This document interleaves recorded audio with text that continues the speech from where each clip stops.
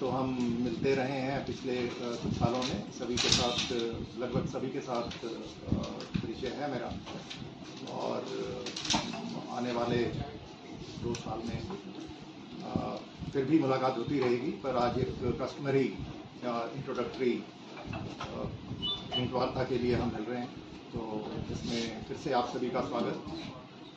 और आज जैसा कि आपको पता है कि सुबह राज्य सरकार के आदेश निकले और मैंने अभी 2 घंटे पहले ही पद संभाला है।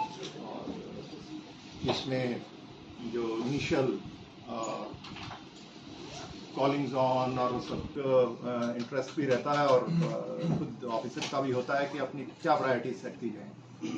तो मुझे ये लगता है, बाकी तो आप सभी पुराने लोग हैं और आपके भी सुझाव होंगे, और मुझे लगता है कि सबसे महत्वपूर्ण चीज़ है कि लोगों को जो शिकायतें रहती हैं, जो दिक्कतें हैं, किसी भी किस्म की दिक्कत हो तो उसको तुरंत उसका प्रभावी तरीके से निपटारा किया जाना। तो उसमें जो कानूनी कार्रवाई होनी है वो, और जो कोई एडमिनिस्ट्रेटिव मुद्दे हैं उन पे तुरंत एक्शन हो। तो उसमें ज़रूरी नहीं कि वो पुलिस के ही हो फर्स्ट रेस्पॉन्डर वो कंप्लेनेंट पुलिस के पास आ जाता है, तो उसमें भी कोशिश ये रहेगी कि हम अपना भी काम ठीक करें, और अगर कहीं और भी मदद की आवश्यकता है तो उसको भी हेल्प मिले। और अल्टीमेटली किसी भी वेलफेयर स्टेट का मकसद यही है कि लोगों को उनकी जो परेशानियां हैं वो कम हो। What are the immediate challenges at hand? You feel what are the अभी तो मैं अभी sorry 5 मिनट बात कर लेते हैं।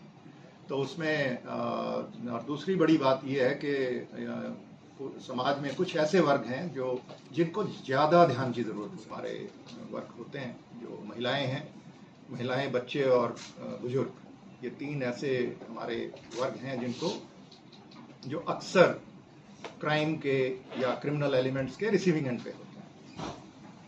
तो उनका खास ध्यान रखना, और साथ में हमारे जो शेड्यूल्ड कास्ट हैं और जो माइनॉरिटी, तो इनको जो दिक्कतें हैं वो ऐसी दिक्कतें होती हैं जो बाकी लोग हम नहीं समझ पाते, तो उनको उन पे तवज्जो देना तो ये है। और बुलिंग किसी भी किस्म की हो तो उसको ऐसे लोगों को आइडेंटिफाई करना जो दूसरों की मजबूरी का फ़ायदा उठाकर किसी भी वल्नरेबल ग्रुप, चाहे वो महिलाएं हैं, हमारे 50% हैं समाज में, तो उनके लिए बड़ी भारी दिक्कत होती है। तो सेफ बच्चियां घर से निकलें तो उनमें एक सेंस ऑफ सिक्योरिटी आनी चाहिए। शाम को जब वो वापस आएँ तो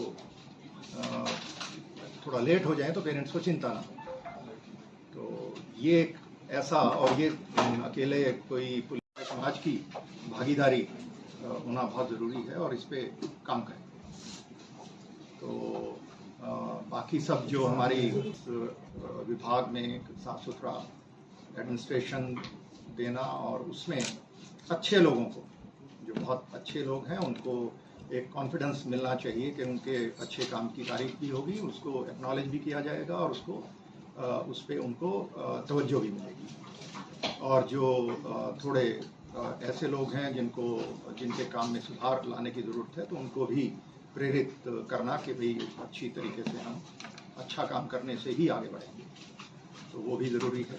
और इसी तरीके से हमारा जो बहुत सारे जो कानूनी कोर्ट्स के साथ अच्छी कोऑर्डिनेशन, हमारे जो कन्विक्शन रेट को बेहतर करना, इन्वेस्टिगेशंस को बेहतर करना, जो एक हार्डकोर पुलिसिंग की चीज़ें हैं, उसमें मैं बहुत अभी आप सबका समय नहीं लूँगा, पर वो सब प्रायोरिटी रहेंगी। और जो कैपेसिटी बिल्डिंग एक बहुत बड़ा एरिया है जो अक्सर इग्नोर हो जाता है। सिर्फ वर्दी पहनने से और डंडा उठाने से ही कोई उसमें सारे स्किल्स नहीं आ जाते, तो जब तक उनकी अच्छी ट्रेनिंग ना हो तो तभी हम उनसे उम्मीद कर सकते हैं कि अच्छा काम वो करेंगे। तो एक ट्रेनिंग पे बहुत तवज्जो रहेगी, ये मेरा व्यक्तिगत एक प्रायोरिटी रहेगी कि ट्रेनिंग पे हम, और वो चाहे लॉ एंड ऑर्डर के लिए हो, और चाहे वो किसी भी इन्वेस्टिगेशन का एरिया हो, जहाँ हमारे कोर पुलिसिंग के एरियाज हैं, उनमें हमारे जो 50,000 से भी ज़्यादा की पुलिस फोर्स है। अगर वो बेहतर ट्रेंड होगी तो उसमें हमें लाभ मिलेगा और हम प्रदेश और समाज की बेहतर सेवा कर पाएंगे। तो जो उम्मीदें राज्य सरकार की भी रहती हैं और जनता की भी रहती है, उस पर खरा उतरने के लिए ये सारी चीज़ें अपनी अच्छी नीयत से काम करेंगे और आप सबका सहयोग रहेगा तो उसमें अच्छे रिजल्ट। सर एक सवाल पूछना चाहेंगे, देखते हैं आपके पास आईपीएस और काडर वाले हैं, आपकी बड़ी तारीफ करते हैं, सेइंग आउटस्टैंडिंग ऑफिसर प्रोफेशनल है, पर आपने चार्ज उस समय संभाला है जब नूह की वायलेंस हुई है, क्वेश्चन मार्क्स उठाए जा रहे हैं।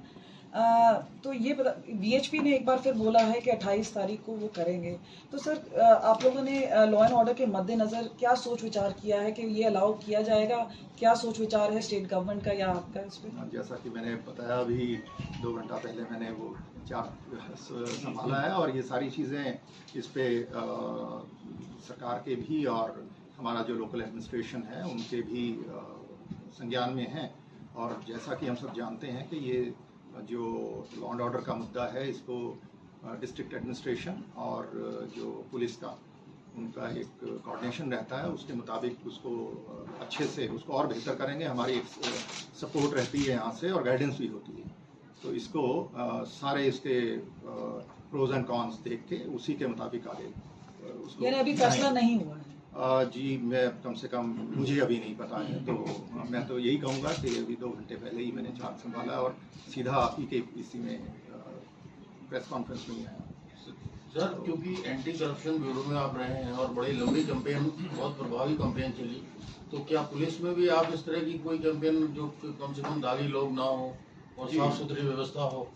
हाँ, जैसा कि मैंने बताया कि जो अच्छे लोग हैं उनको हमें प्रेरित करना है, उनको आगे लेके आना है, उनको तवज्जो देनी है और जो लोग जिनका ध्यान थोड़ा अपने काम से भटक गया तो उनको भी रास्ते पे लेके आना, प्रेरित करना, उनको अच्छे से परसुएड करना कि भाई आप ठीक से काम करें। ठीक से काम करने में फायदा रहेगा उनको, तो ये बात हमें समझानी है।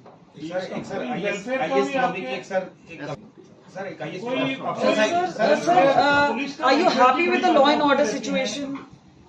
और उनकी मतलब डिमांड तो नहीं होती होगी, नो डाउट, क्योंकि एक डिसिप्लिन फोर्स है। वेलफेयर का आपका जो कोई जी वो एक बहुत महत्वपूर्ण एरिया है और वेलफेयर पे बहुत ज़्यादा काम करने की ज़रूरत है। बहुत कठिन परिस्थितियों में हमारे साथी पुलिस में काम करते हैं, उसको बाहर समझ पाना बड़ा मुश्किल होता है। तो वो एक हमारा एक इंटरनल मसला है और उसको उस पर बहुत सारा काम किया जाएगा, आप देखेंगे उसमें। साहब जब आपने पदभार संभाला, ये ऐसे सब पदों में रह चुके हैं, बहुत बारीकी से पुलिस में देख चुके हैं, आज की स्थिति में हरियाणा पुलिस जहाँ पर भी खड़ी और आपको मिली है आज की डेट में, तुरंत जो आपको लगता है, वैसे तो 2-3 महीने तक पूरा हो जाएगा, तुरंत किस पे आप ज़्यादा ध्यान करने की जरूरत है? क्योंकि 2-3 इश्यू हमारे पास लाइन ऑर्डर में आ रहे हैं कि फिरौती वाला मांगना, धमकी वाला मांगना, एक ये दो बड़े विषय ज़्यादा रहे, एक लॉरेंस बिश्नोई और जो दूसरा गैंगस्टर जो इशू चल रहा है, एक वो 3 चीज़ें जो बड़ी हैं जिसपे आम आदमी को जो प्रभावित कर रही है। ऐसा है कि इसमें वो कहते हैं ना, one has to hit the treadmill running, तो वो कोई एक एरिया नहीं है जिसपे हम कहें कि पहले इस पे काम करेंगे और फिर उस पे, और वैसा कोई प्रायोरिटाइज इसको नहीं कर सकते। सभी चीज़ों पे एक साथ ही काम करना होगा और उसमें सेंसिटाइजेशन और ट्रेनिंग और वो सब उसकी इतने समय की गुंजाइश नहीं रहती है। तो ये सारी चीज़ें एक साथ ही होंगी और क्योंकि जो इंसिडेंट्स हैं वो वेट नहीं करते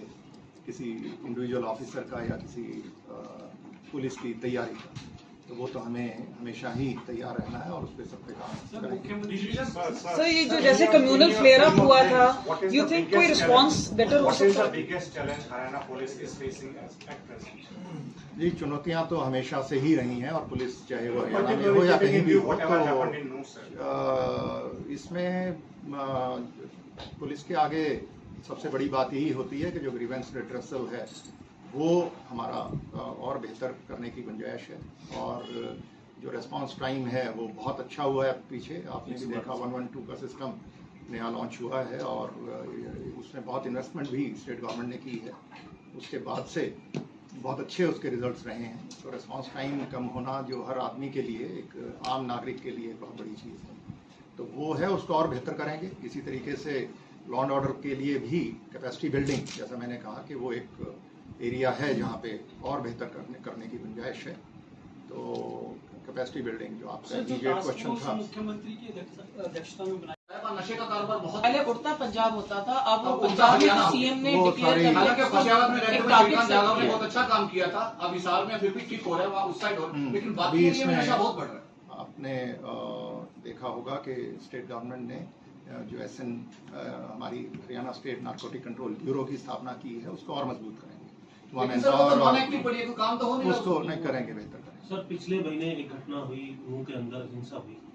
अभी 28 तारीख को दोबारा ब्रजमंडल यात्रा को लेकर के मंजूरी मिल गई। आप क्या मैसेज देंगे, क्योंकि सोशल मीडिया का बड़ा रोल रहा, ये बातें अभी फाइंडिंग्स में आई हैं, और वहाँ भी जो 2 वर्ग है उन लोगों को, क्योंकि अब ये स्थिति आपके सामने ये कह सकते हैं पहली चुनौती के तौर पर होगी इस समय, तो इसको लेकर के आज क्या मैसेज आप देना चाहेंगे? मेवात का जो एरिया है, मैं बहुत लंबी नौकरी मैंने की है, जो एज SP भी गुड़गांव का हिस्सा होता था, तो बहुत शुरुआत में लंबे टाइम तक रहा। कोई ऐसा गांव नहीं जहां मैं ना गया हूं, और IG भी रहा वहाँ पे, IG साउथ रेंज, और उसमें भी उस दौरान भी वो पब्लिक मेमोरी शॉर्ट होती है, तो वहाँ भी कुछ दंगे हुए थे एक ये अभी 2014 में, और फिर हथीन में। तो वो इफेक्टिवली उनको डील किया गया था, और इसमें मुझे कोई शक नहीं है कि इनको भी ऐसी कोई भी स्थिति आगे कभी आती है तो उसको इफेक्टिवली डील किया जाए। एक अपने सर, माइनॉरिटीज को इसके बारे में मैंने बताया कि वो 5 प्रायोरिटीज में शामिल है। वल्नरेबल सेक्शन की बात आपने लड़की जो है सोशल मीडिया में आप कुछ बोलना चाह रहे थे सर? जी, सोशल मीडिया एक ऐसा, आप समझ सकते हैं कि सोशल मीडिया बहुत ही एक पोटेंट फोर्स बन गया है। पहले वैसे तो जिनके हाथ में कलम है बहुत पावरफुल होते हैं, आपको बताइए, तो अब तो ये समझिए कि हर आदमी के हाथ में आ गई। तो वो लिखते हुए बराबर विवेक का इस्तेमाल नहीं कर पाते, कुछ भावनाओं में बह करके, या कुछ भी अपनी प्रेजुडिसेस या अपनी जो व्यक्तिगत उनकी ओपिनियंस हैं उनको अपने मैसेजेस में, और उसमें हेट कंटेंट आ जाता है, और वो एक बहुत बड़ा एक मुद्दा है जिसमें बहुत काम करने की ज़रूरत है। और जो ट्रेडिशनल पुलिसिंग है वो उससे अभी तक, और सिर्फ हरियाणा की बात नहीं है, ये एक बहुत इसमें कुछ टेक्नोलॉजिकल भी, और हमें जो कोऑर्डिनेशन का जो हमारे सोशल मीडिया प्लेटफॉर्म्स हैं उनके साथ एक डिफरेंट लेवल का कोऑर्डिनेशन बना करके तब इसको डील करने का एक सिस्टम बनाना होगा। और ये एक बड़ी चुनौती है। जो आपने पूछा था इमीडिएट चैलेंज, वो सोशल मीडिया तो बहुत बड़ा चैलेंज है। एक आपने कहा डीजीपी साहब, धन्यवाद। पुलिस ने शुरू से ये कहा कि वहाँ एक साजिश हुई है, लेकिन वो साजिश का मास्टरमाइंड क्या है, अभी तक पुलिस को ये पता सारी चीजें इन्वेस्टिगेशन में आएंगी।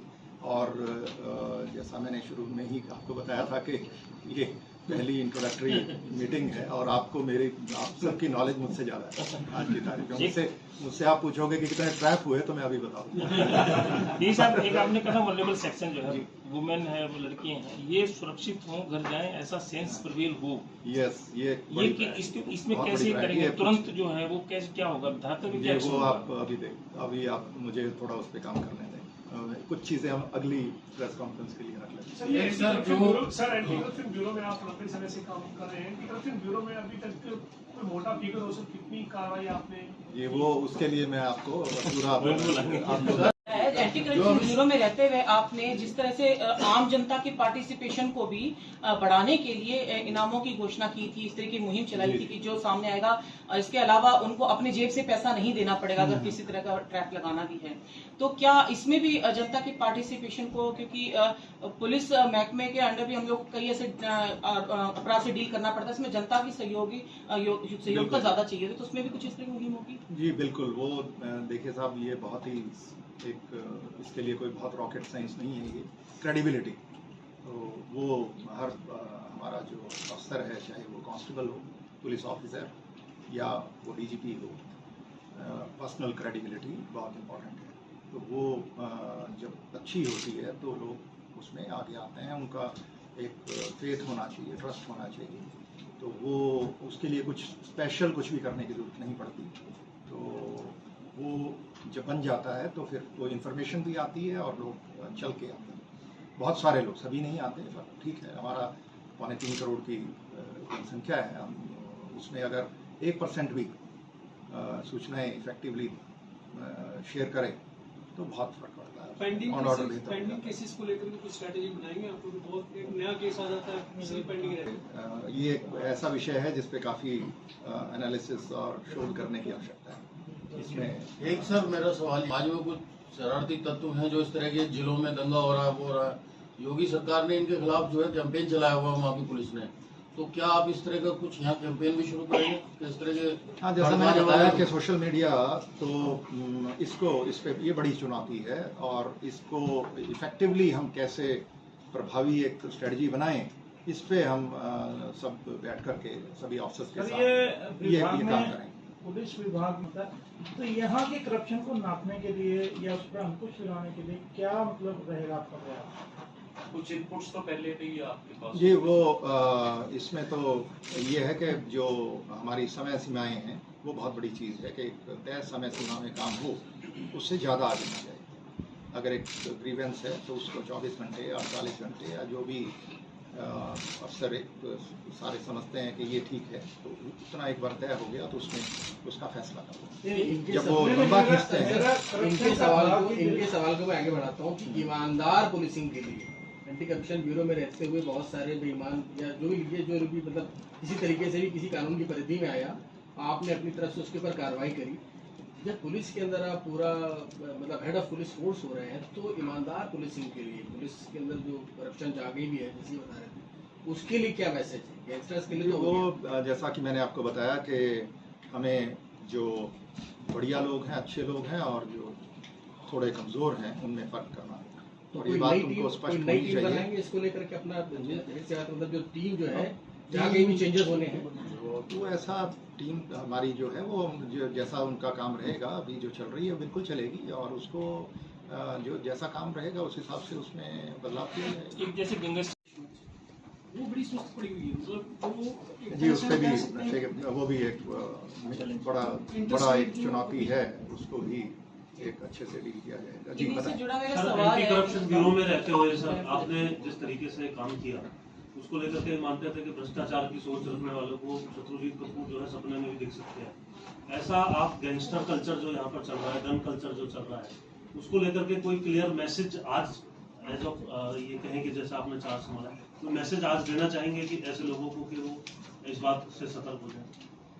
हाँ जी, वो तो जो भी क्रिमिनल एलिमेंट्स हैं उनके लिए तो समाज में हमारी नज़रों में कोई जगह नहीं है ऐसे लोगों की, और इन पे प्रहार किया जाएगा बड़ा भारी। तो ये जैसा कि अभी साहब उठा रहे थे बात के, वही जो गैंगस्टर्स हैं, तो ये एक बड़ी समस्या है, और जहाँ भी इन पे वो करें। सर, ये सोशल मीडिया का काफी इस्तेमाल किया गया, जैसे बिट्टू बजरंगी है, बिट्टू बजरंगी, एक सवाल पूछने दीजिएगा, बिट्टू बजरंगी को 1 दिन की पीसी दी गई है। सर, इस तरह के जो एलिमेंट्स हैं, इनके ऊपर हरियाणा पुलिस किस तरह की कार्रवाई है, किस तरह से आप लोग कोशिश करेंगे? ऐसा है कि कोई भी जो गलत करेगा उसके बारे में समुचित जो इन्वेस्टिगेशन में जैसे जैसे एविडेंस आएगा उनके खिलाफ पूरी कार्रवाई की जाएगी, और वो मुझे पूरी उम्मीद है कि हमारे जो फील्ड के अफसर हैं उसी लाइन पर आगे बढ़ रहे हैं। और जहाँ तक पुलिस कस्टडी का सवाल है, और बेल और इस तरीके की चीज़ें अदालतें करती हैं, अदालतों में पक्ष सरकारी प्रोसिक्यूटर और पुलिस, उसके बाद न्याय की जो हमारी संहिता है उसके मुताबिक अदालतें फैसले करती हैं। महिला कानून सर, अक्सर देखा जाता है कि जो थाने में जाते हैं लोग, उनकी सुनवाई नहीं होती, तो उसके बाद फिर वो जनता दरबार में गृह मंत्री के पास यहाँ आते हैं अम्बाला में, तो इस तरह की नौबत ना आए, तो इसको लेकर भी कोई अलग? जैसा मैंने आपको बताया कि ये प्राथमिकता रहेगी कि लोगों की जो ग्रीवेंसेस हैं किसी भी किस्म की हों, उनको प्रायोरिटी से हम हल करें। संबंधित होती है सर जी, और जिला लेवल पे बेहतर होगी तो इस तरीके की शिकायत हरियाणा के मामले बढ़े हैं काफी, और साइबर क्राइम भी काफी बढ़ा है, पिछले लोगों को पता भी चलता कि इस तरह से उनके साथ ठगी होती है। इस मामले में सब थोड़ा सा जी, ये एक बड़ा पीछे एक अच्छी मुहिम चलाई हरियाणा पुलिस ने, आपको उस बारे में पता ही है कि वो जो कुछ इलाके थे वहाँ पे बड़ी मुहिम चला करके उन्होंने काफ़ी सारे ऐसे अपराधियों को पकड़ा, और उससे काफ़ी कमी भी आई। तो ये एक ऑर्गेनाइज तरीके से इसी मुहिम को आगे बढ़ाने की आवश्यकता है। तो और भी जो ऐसे उस इलाके हैं उनको भी आइडेंटिफाई किया जाएगा और उस पर हम इसमें टेलीकॉम रेगुलेटरी अथॉरिटी ट्राई और जो हमारे बैंक्स के साथ बहुत कोऑर्डिनेशन की जरूरत है। सर हरियाणा का जो अपराध छोड़ जाएंगे, तो ऐसा कोई डायरेक्ट मैसेज है? हाँ जी बिल्कुल, आपने जो कहा वो बिल्कुल सही है कि डीजीपी हरियाणा का स्पेशल जो मैसेज है, विशेष संदेश ऐसे अपराधियों को, या तो अपराध छोड़ जाएं या प्रदेश छोड़ जाएं। हाँ बिल्कुल, जो आप दुरुस्त फरमा रहे हैं कि भाई आदमी या तो क्राइम छोड़े या जगह छोड़ दे, तो इस पर सख्ती की जाएगी और you will see the results.